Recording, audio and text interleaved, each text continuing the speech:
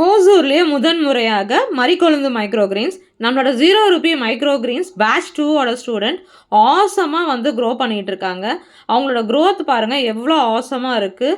நம்ம 40% மோர் நியூட்ரிஷியஸான இந்த மைக்ரோகிரீன்ஸை ஹோசூர் மக்களே நீங்கள் ரெகுலராக எடுத்துகிட்டு வந்தீங்க அப்படின்னா உங்களோட நியூட்ரிஷனல் ஃபுல்ஃபில்மெண்ட்டை வந்து இது கொடுத்துரும். மைக்ரோ நியூட்ரியன்ஸ் கம்மியாக இருக்கும்போது தான் வந்து உங்களுக்கு டிசீஸ் வரும்.